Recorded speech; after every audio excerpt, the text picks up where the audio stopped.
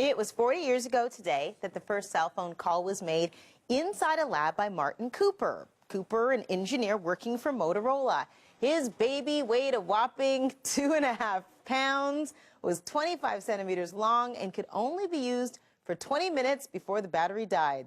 Suffice to say, we've come a long, long way since then. Joining me in studio is the owner and curator of a personal computer museum in Brantford, Ontario, Sid Bolton. So good to have you, Sid. Thank you very much. So we said 40 years ago, first cell phone, and these cells were created for one reason at that point, one reason only. What was that?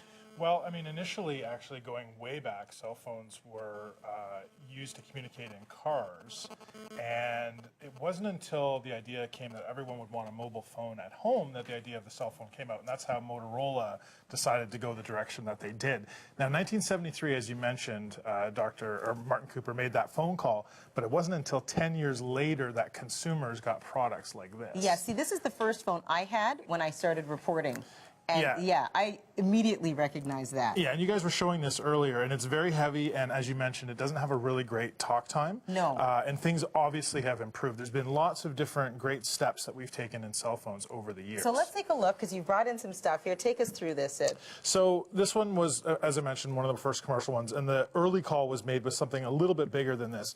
This is a bag phone, as they are called. This, for example, is a Nokia phone, and these were very popular in the early 90s, late 80s, cost around $2,000. $2,000. Bev just gasped. Yeah. I think. So in today's dollars, you're looking at around $3,800. Now, would you pay $3,800? I mean, imagine the plan you'd have to have. Yeah, no way. No, it wouldn't happen. So, of course, these became more portable. They still couldn't really be put in your pocket or anything, but you could certainly take them around. Now, of course, the big thing that happened that we all know about is that email became very popular, and we were able to finally have email on a device. Now, of course, BlackBerry and RIM brought that to us. There was, before they actually made a device that could do really great emails, they had a paging device. So this is actually RIM's first device that they had. And this actually ran on battery, just a regular, AA battery. And then they had this device here, which of course brought email home. And that was sort of into the office. And that's really where cell phones, the integration between talking on the device and having email became really, really popular. And everyone had to have one. Business professionals had to have them and so on.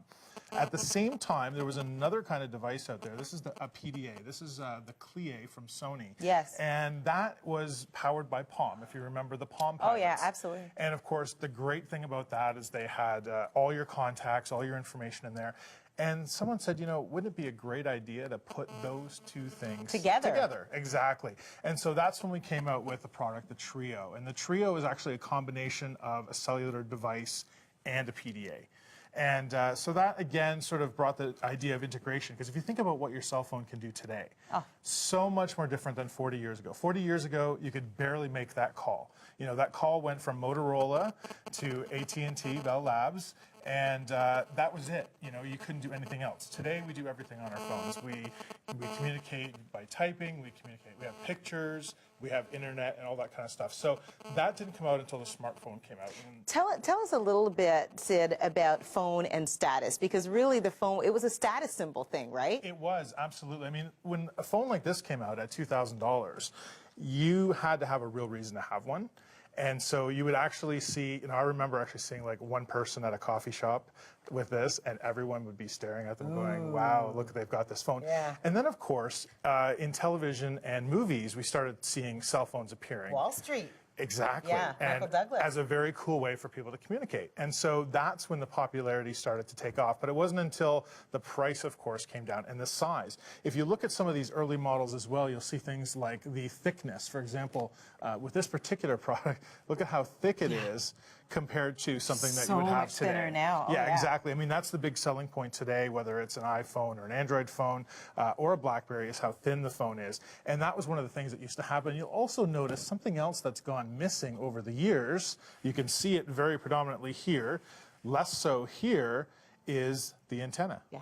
And the antenna is, it's not that it's gone, it's just that it's been integrated into the device. So it's changed a lot. Just imagine where we'll be in 40 years from now. Huh?